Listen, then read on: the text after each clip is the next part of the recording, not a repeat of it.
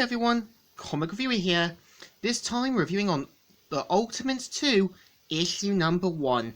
Now, Ultimates 2 is meant to take place 1 year after the events of the Ultimates, where we kind of see how the team deal with the after effects of the Centauri, as well as the Hulk's rampage, as well as introducing their version of the Masters of Evil, as well as having Hank Pym's version of Ant-Man. So the cover has the team getting ready for action, and let's go on the story.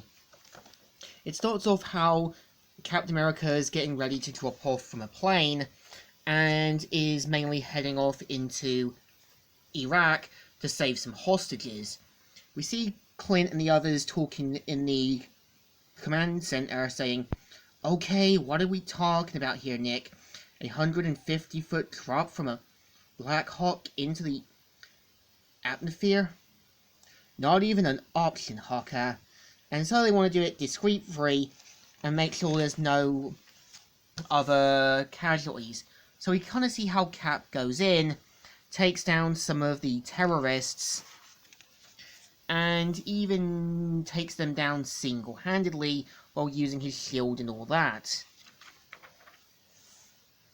And we see how Cap gets his shield ready when one is firing and aims at one of the terrorists. Just as they're about to close the door, he says, "Don't even think about it, Buster." And Buster's through the door. And we see Cap saying, "You folks is decent, okay? Pretty much good, because everything's gonna be fine. Now, people are gonna be here in less than 45 minutes. And he tells the sort of terrorists and that to surrender, and says that if you want to tell your grandkids and that you survived, then drop your weapons. Which they do, and he says, "Clever boys." And of course, we see how everyone is now back on American soil, and how people are grateful that Cap saved the day.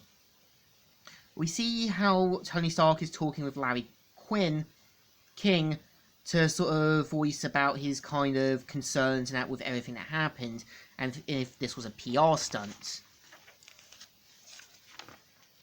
And of course, even pointing out how Thor resigned from the team after a fallout and that, but Tony reassures everything's okay. We see how in New York City, Wasp and Captain America are heading off after a movie, and we see how Cap voices his disapproval of the swearing in the movie they saw.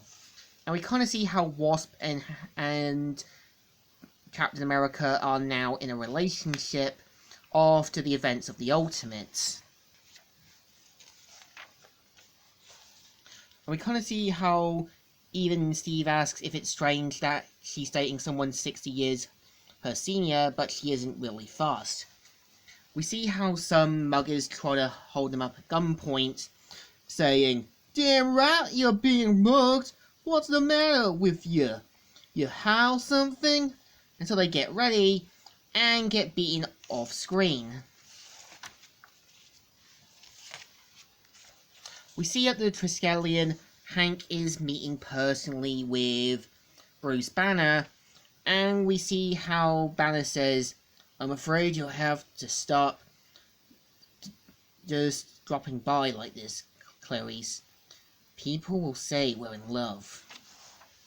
And we kind of see how Hank wants to kind of use other ideas, and even asks how's the medication he's been given, which he says fine, and he's been much more relaxed. And we see how Hank has these new ideas, new hero personas, and wants to get back on the team desperately, in which he shrinks down as Ant-Man. And yeah, this is the introduction to the ultimate version of Ant-Man. Keep in mind Hank was Giant Man first in the kind of the Ultimates issues. We see how Thor ends up somewhere in New York, and of course meets one of his Asgardian friends, Volstagg. who they mainly talk and says that Loki's now been free and needs to be dealt with. And of course, we see how Thor now kind of realizes he's been talking to himself, and there has been rumors about him not really being Northgardian, but instead a guy who was experimented on. And we see in a kind of party, Steve and his old war friends are talking and that, which they end up being met by the press, who ask them questions. And of course, turns out they know about Bruce Banner being the Hulk and everything else now. With Banner now shocked that his identity's now been revealed. And yeah, this is the story. So issue 1 of the Ultimates 2 is pretty good. We see after effects from the first series, and we see how they try to come up with a newer, less kind of alien-like story, and focusing on something with the bigger picture. So I think this definitely deserves a thumbs up. Still good, and still alright. So, Comic Reviewer here, signing out.